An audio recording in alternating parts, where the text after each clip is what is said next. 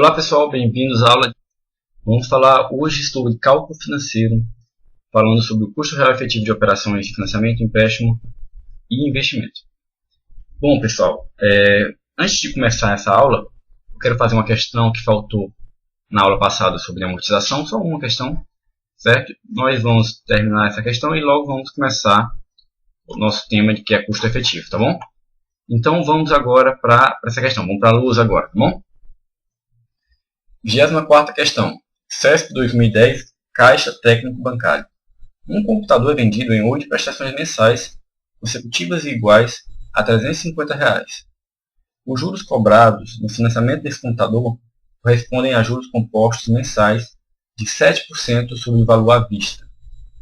Nesse caso, considerando-se que 0,582 é o valor aproximado de 1,07 elevado a menos 8, se a primeira prestação for paga um mês após a compra, o preço à vista do computador será igual a... Bom, pessoal, ele está considerando aqui Ele falou o quê? Ele falou que são 8 prestações mensais iguais. Já caracteriza o nosso sistema Price. Essa questão também pode ser resolvida por série de pagamento, mas nós também podemos utilizar a fórmula Price, já que é a mesma coisa. Mas, no futuro, nós vamos resolver essa questão também por série de pagamento, para ficar mais fácil de você compreender lá na frente, tá bom? É bom fazer das duas formas para ficar melhor fixado. Mas, como não é a hora ainda de falar de série de pagamento, vamos fazer pela Price, tá bom? Então, o que foi que ele deu para a gente na questão? Ele deu que o valor de R é igual a 350, ok? Ele deu também que a taxa utilizada é igual a 7% ao mês, né? Mensais. E 0,7%, pessoal, nós sabemos que o izinho é 7% dividido por 100, que é igual a 0,07. Ok? A gente vai utilizar nessa questão. Ele deu mais alguma coisa, pessoal? Ele deu, né? Que foram 8 prestações. Então, N igual a 8. E deu também essas duas coisas, né? Que 1,07 elevado a menos 8 é igual a isso aqui, que eu não vou escrever aqui também não. Então, vamos lá. Vamos utilizar a fórmula da Price. Como é que é a fórmula da Price, pessoal? R é igual a P, tudo isso vezes 1 mais I elevado a N, tudo isso vezes o I, e isso aqui dividido por 1 mais I elevado a N menos 1. Ok? Vamos então agora substituir os valores que nós temos. Vamos escrever o valor, certo? O R nós sabemos que é 350, né? Vamos botar aqui. 350. O P é o que a gente quer saber, a gente não sabe. Ok? P vai ficar aqui igualzinho. Vai ficar 1 mais I. 1 mais I é 1 mais 0,07, que é o valor decimal que a gente vai utilizar aqui. O N é igual a 8, ok? E o I vai se repetir aqui como 0,07.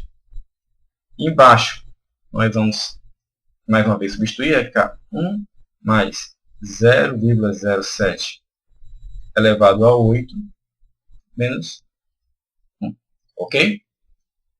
Vamos melhorar um pouco mais ainda essa equação, fazendo o seguinte.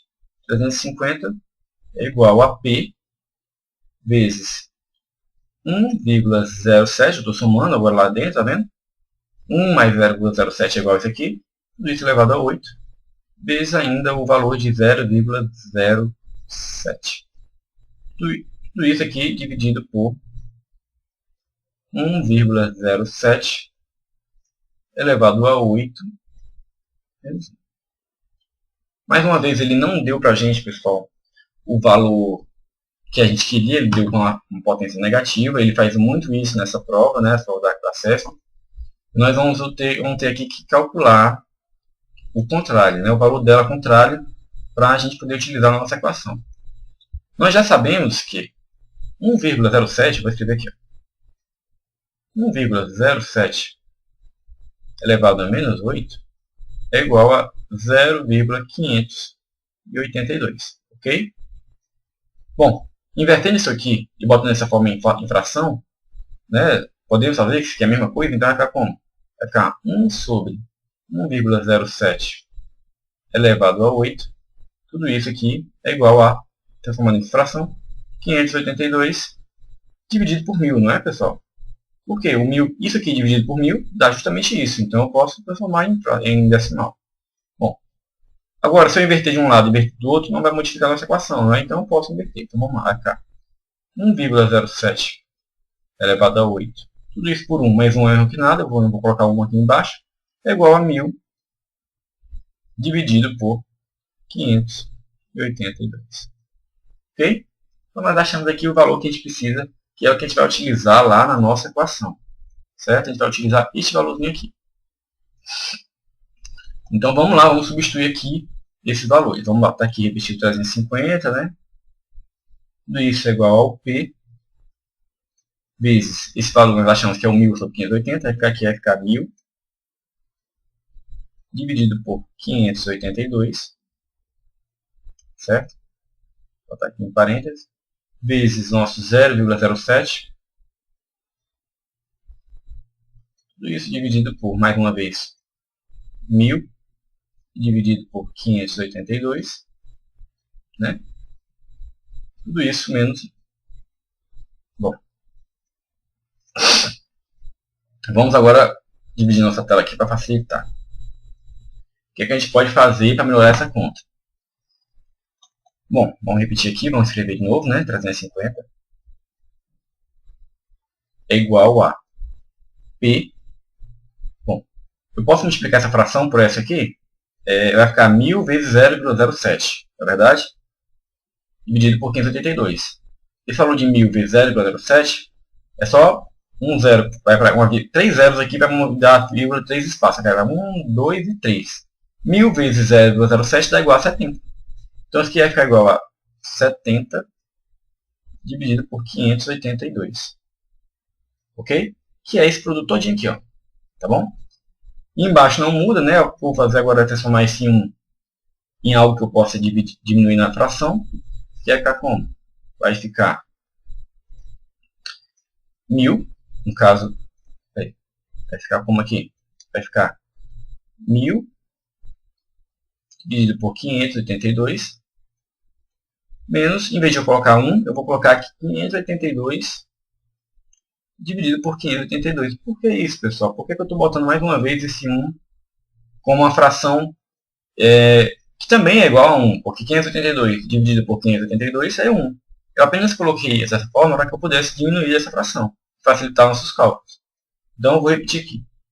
350 vai ser igual ao P vezes 70 por 582, certo? Tudo isso dividido por essa fração aqui que eu posso diminuir agora, né? Vai ficar 1000 menos 582, eu diminuo a parte de cima, não a parte de baixo.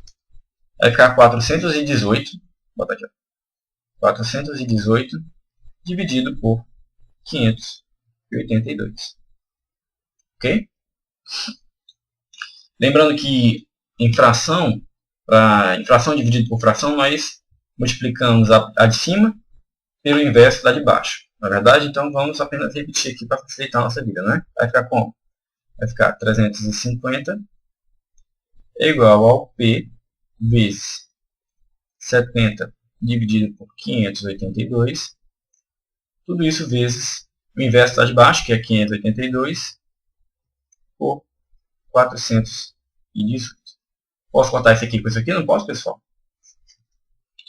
418 não é divisível por 70, então vamos só repetir aqui. Vai ficar como? Vai ficar. Vamos botar outra caneta para ficar mais fácil. Vai ficar 350 é igual ao P vezes 70 dividido por 418. Já começou a ficar mais bonitinha a nossa equação, não foi? Vamos finalizar agora aqui nesse cantinho aqui, de caneta amarela. Vamos botar 350 é igual a... Agora, como posso multiplicar? P vezes 70 é 70P, não é? 70P por 418. Como aqui de baixo é como se tivesse um 1, ó, que é como se tivesse um aqui embaixo, não é? Eu posso agora fazer aquele produto, não é? Vai ficar 70P vezes 1, que é igual a 70P, é igual a 350 vezes 418. Um pouco complicada essa multiplicação, mas dá para fazer. Então vai ficar como? Vai ficar 70p é igual a 146.300. O que eu vou passar agora esse 70 dividindo, vai ficar como? Vou passar o 70 dividindo, vai ficar P, né, que vai ser isso aí dividido por 70, que vai dar justamente o valor de 2.090. Achamos então o nosso valor que a gente queria, que é o valor P do produto. Tá bom? Então, terminamos essa questão, né, e vamos agora falar sobre voltar para o nosso cálculo efetivo. Essa questão foi o item E de EVA, certo? Um pouco complicada essa questão, pessoal, é sim. Você tem que praticar, eu fiz 3 questões desse tipo. A CESP realmente ela trabalha com um expoente negativo. E você tem que saber fazer essa partezinha aqui. Ó. Essa partezinha aqui é fundamental para você conseguir resolver essa questão. Tá bom? Sem essa partezinha aqui, você não teria conseguido usar o dado que ele deu na questão. Tá bom? Eu substituí esse valor que a gente achou aqui. Ó. Substituí aqui e coloquei lá, né, lá onde a gente precisava. E coloquei aqui também, né, ó, lá embaixo também. Coloquei aqui também. Tá bom? Então você vai precisar sim saber transformar esse expoente negativo em algo que não seja negativo, tá bom? Então vamos lá, vamos continuar nossa aula. Vamos lá, vamos para continuar nosso capítulo. Agora realmente começando o nosso capítulo 4, provavelmente dito. Nós vamos, um capítulo curto, não um capítulo muito grande. E na verdade eu não achei nenhum material, nenhuma apostila, esse tema assim falando mais detalhadamente como eu botei. Eu realmente procurei, pesquisei e achei pouco. Então eu mesmo fiz uma teoria para que ficasse claro esse tema que às vezes cai em prova e não é tão bem explicado nos livros e apostilas, pelo menos eu não achei. Tá bom? Então essa parte aqui eu mesmo criei e peguei algumas questões de concursos para poder a gente resolver as questões com essa teoria, tá bom? Então vamos lá. Cálculo financeiro, custo real efetivo de operações, financiamento, empréstimo e investimento. Bom, pessoal, inicialmente eu vou ler aqui, né, para depois explicar com mais calma. Custo real efetivo de uma operação nada mais é do que a taxa real já explicada anteriormente, com apenas uma diferença. O custo real efetivo é a taxa da operação no período completo, ou seja, é a taxa real como se a operação tivesse apenas um período. Bom, pessoal, muita gente, algumas apostilas, tratam o custo real efetivo como se fosse a taxa real. Mas eu não acho assim, eu particularmente não acho que seja a mesma coisa. A taxa real, ela normalmente está relacionada a algum período, ou é a taxa real ao mês, ou é ao bimestre, ou é ao semestre, entendeu? O custo real efetivo, a diferença entre ela e a taxa real é que o custo real efetivo não tem exatamente um período específico, por exemplo. Na verdade, ele se refere à operação inteira. Por exemplo, muitas vezes na questão, vai perguntar para você qual o custo real efetivo desta operação. Entendeu? Independente da duração dessa operação. Entendeu? Então você vai ter que saber a taxa que foi totalmente utilizada como se a operação toda fosse apenas em um período. Entendeu? Um pouco complicado de dizer, mas eu vou explicar aqui embaixo um exemplo. Por exemplo, uma operação que dura 12 meses, certo? A taxa de 2% ao trimestre. Digamos que ele é capitalizado trimestralmente. Ou seja, a cada 3 em 3 meses é capitalizado uma taxa de juros. Aumentado um valorzinho, um jurozinho, certo? Então esse exemplo que eu dei tem quantos períodos? Bem, se ele é capitalizado em 3 meses e a operação inteira tem 12 meses, né? Logo cada período dura... Logo, o tempo necessário para capitalizar vai ser 4 vezes 3. 4 períodos de 3 meses. Entendeu? E é isso que eu digo. Ó, vamos ver aqui. Bem, a cada 3 meses eu capitalizo uma vez, não é? Logo, cada período dura 3 meses. Pois é o tempo necessário para capitalizar. Assim, em 12 meses vou possuir 4 períodos. Né? Tem o primeiro trimestre, o segundo trimestre, o terceiro trimestre e o quarto trimestre. Pois essa operação será capitalizada 4 vezes os 12 meses. É por isso que ela tem 4 períodos. Entendeu? Como o custo real efetivo é o mesmo que a taxa real, com a única diferença que é em relação à operação inteira, devemos achar então a taxa equivalente da taxa real como se a operação fosse capitalizada em apenas um período. no caso dado na questão abaixo, teríamos que transformar os 2%, que é o trimestre, em uma taxa equivalente que possuísse o período de 12 meses, porque a operação dura 12 meses. Entendeu? Então é para isso que a gente precisa fazer. A gente precisa achar, então, para achar o custo real efetivo, a gente tem que achar a taxa equivalente da taxa real, como se a operação tivesse um período. Se a operação for 12 meses, nós vamos ter que achar a taxa equivalente a 12 meses. Se a operação for 18 meses, nós vamos ter que achar a operação como se tivesse 18 meses. Tá bom? Então vamos agora fazer uma questãozinha para a gente conseguir um exemplozinho para fixar, né? Eu vou nem para a luz, eu vou falar aqui na apostila mesmo, tá bom? Suponha que o empréstimo concedido em 18 meses a uma taxa real de 3% ao mês, certo? E ele quer saber qual o custo real efetivo desta operação. Bom, ele deu que a operação demora 18 meses e a taxa real é de 3% ao mês. Para achar o custo real efetivo, basta achar a taxa equivalente da taxa real fornecida, correspondente a apenas um período, como se fosse a operação, certo? Bom, a gente faz aquela não sei se você lembra, mas aquela fórmula de taxas equivalentes, né?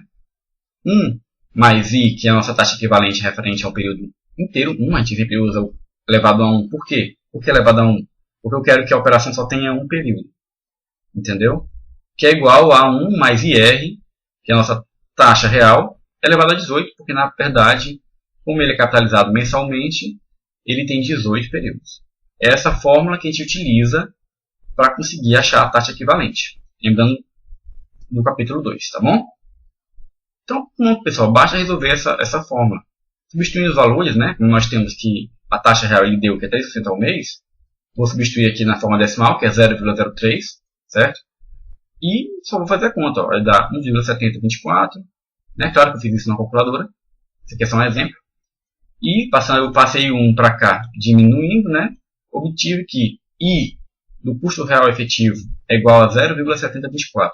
Transformando em porcentagem, basta multiplicar por 100, nós obtemos que é 70,24% o custo real efetivo do empréstimo inteiro. É isso que ele está dizendo. Bom, pessoal, nós estamos falando sobre o custo real efetivo. Mas o custo real efetivo ele é diferente de custo efetivo. Ele não é a mesma coisa. O custo efetivo, no caso, é a taxa aparente equivalente à operação inteira. No caso, você pensa que é a mesma coisa do custo real efetivo. Não. A diferença do custo efetivo para o custo real efetivo é que o custo real efetivo é a taxa equivalente da operação inteira da taxa real. Já o custo efetivo é a taxa aparente, não a taxa real equivalente à operação inteira. A diferença está aqui. O custo efetivo é a taxa aparente equivalente à operação inteira. Ok? Essa é a diferença entre as duas. Uma questão, às vezes, vai perguntar para você o custo efetivo e vai perguntar, às vezes, o custo real efetivo. O custo efetivo também, às vezes, pode ser escrito como custo total efetivo. Certo? Vamos botar aqui uma questão para ficar bem mais fácil de visualizar. Certo? Exemplo 2. Consideremos um imóvel que custa R$100.000 à vista. Carlos não tinha o valor integral para pagar à vista. Então financiou pagando 12 parcelas mensais de R$ 9.456, sendo a primeira prestação paga após um mês. Considerando ainda que neste período de 12 meses incidisse uma inflação acumulada de 10% ao mês, o que é essa inflação acumulada, pessoal? Bom, eu falei sobre custo real efetivo, eu falei sobre custo efetivo, mas também tem uma terceira, que é essa tal de inflação acumulada. Todas elas são parecidas com aquelas taxas de juros que a gente viu no capítulo 2. Só que o custo real efetivo, ele na verdade está para a taxa real, né, a taxa equivalente real da operação inteira. O custo efetivo é a taxa aparente equivalente da operação inteira. E a inflação acumulada é a inflação da operação inteira. Essas três taxas, elas são iguais àquelas taxas que a gente viu lá em cima, mas elas são as equivalentes da operação inteira. Tá bom? Então, é basicamente a mesma coisa, a diferença é essa que é para a operação inteira. Inflação acumulada, custo real efetivo e custo total efetivo, que também pode ser escrito como custo efetivo. Tá bom? Então, vamos continuar nossa questão. Considerando ainda que neste período de 12 meses incidisse uma inflação acumulada de 10% da operação inteira, qual o custo real efetivo do financiamento? Bom, pessoal, para resolver a questão é bem simples. Note que o sistema adotado neste empréstimo é o sistema Price, já que todas as parcelas são iguais, o valor de 9.456. Sabendo disto, vamos utilizar a fórmula deste sistema para achar a taxa utilizada na operação. Porque ele não deu, pessoal, ele não deu a taxa realmente utilizada na operação. E nessas taxas utilizadas nas operações, não é a taxa real que ele utiliza na operação, é a taxa aparente, a taxa total. Entendeu? O banco não utiliza a taxa real, até porque não tem como saber, porque ele não sabe quanto é que vai ser a inflação daqui a um ano. Então ele utiliza a taxa aparente. Então nós vamos achar, pela fórmula da Price, qual é essa taxa. Nós sabemos que a parcela é esse valor aqui, 9.456. O valor de P, que é o valor financiado, é R$100.000. E o número de parcelas é igual a 12. Utilizando aquela formulazinha da Price, já colocando aquele termo, né, aquele símbolozinho da Price, vamos substituir aqui. R vai ficar 9.456, que ele já deu na questão. O valor P financiado é R$100.000. O número de parcelas é igual a 12. E a taxa I é o que a gente quer saber. Certo? Bom, passando esse 100 dividindo os 9.000, né, nós vamos obter o quê? Que esse termo todinho aqui, né, vai dar o quê? Vai dar 0,09456. Olhando na tabela, vamos achar que o termo, o I, tem que ser que valor para dar esse termo aqui? Bom, vamos utilizar aqui na fórmula. Nós sabemos que o N é igual a 12, né? Vamos colocar aqui 12, né? E vamos procurar o termo que se encaixa. Perceba que o termo que se encaixa é quando o I é justamente 2%. Ó, perceba bem. 0,09456. Foi o que a gente achou aqui, tá vendo? Então nós sabemos que o I então é 2%, de acordo com a tabela. Então nós achamos aqui o I, que é igual a 2%, que é a nossa taxa aparente. Só que essa taxa aparente aqui, pessoal, utilizada na fórmula, é a taxa aparente mensal. Entendeu? A gente não usa a taxa aparente total da operação. Então a gente vai ter que agora achar a taxa equivalente, que é o nosso custo efetivo, para poder utilizar na nossa para descobrir qual é o custo real efetivo. Entendeu? Então vamos lá. Essa taxa, no caso, pessoal, representa a taxa aparente. Nós vamos chamar de IA mensal, pois em nenhum momento consideramos a inflação adotada. Assim acharemos o custo efetivo. Como custo efetivo, vamos escrever dessa forma, né? ICE é equivalente à taxa aparente.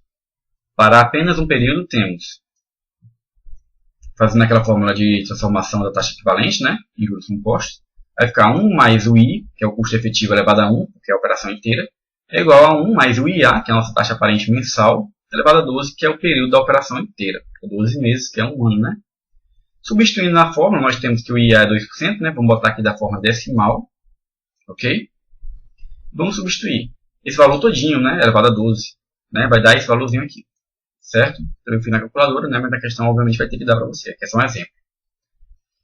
O I, que é o ICE, vamos botar 1 agora diminuindo, não é verdade?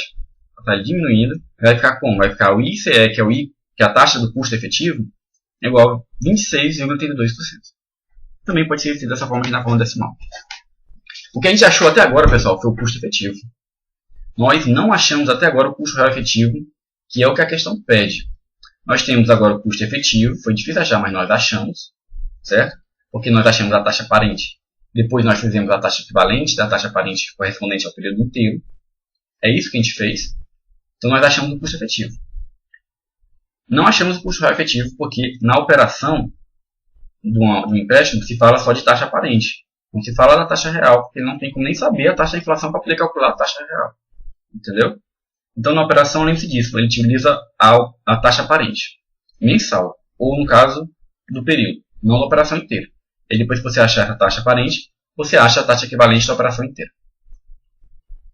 Então agora que nós achamos o custo efetivo e nós temos também a taxa da inflação acumulada, ficou fácil. Nós podemos utilizar aquela fórmula que a gente sabia lá da taxa real e taxa aparente, que é essa aqui, ó. 1 mais a taxa aparente é igual a 1 mais a taxa da inflação vezes 1 mais a taxa real. Lembra disso? Essa mesma fórmula nós podemos utilizar agora que nós temos o custo efetivo e o custo real. E nós vamos apenas readaptar da seguinte forma. 1 mais o ICE, que é o nosso custo efetivo, equivalente, é o nosso custo efetivo, que é a taxa equivalente da taxa aparente, né? Podemos colocar aqui, ó. Certo? O I, que é a inflação do mês, também nós podemos botar aqui, né, que é a nossa inflação acumulada. Ok? E finalmente, a taxa real, nós colocaríamos aqui o custo real efetivo, que é o da operação inteira. Podemos utilizar a mesma forma, substituindo os valores, né, que nós já temos. Nós sabemos que a questão deu que a taxa acumulada era de 0,10 e a taxa aparente, que é o custo efetivo, né, ele deu, nós achamos, aliás, que é o valor de 0,2682. Substituindo os valores, né, nós vamos achar que a taxa do custo real efetivo é 1,1529 menos 1, né, diminuindo aqui, certo? Logo, o custo real efetivo da operação foi de 15,29%. Pessoal, suamos não é tão fácil como parecia. Não é a mesma coisa, você está vendo que não é. Eu também acho que não é. E pronto, aqui é a teoria disso, é uma teoria pequena, foi o que fiz, né? Mas acredito que dá para a gente resolver qualquer questão. Nós vamos fazer 3 questões aqui envolvendo esse tipo de assunto, né? Mas na próxima aula, porque essa aula deve estar já um pouco esticada, né? Então, pessoal, obrigado mais uma vez pela atenção de vocês. Espero que não tenha ficado tão complicado. Então, pessoal, obrigado mais uma vez pela atenção e até a próxima.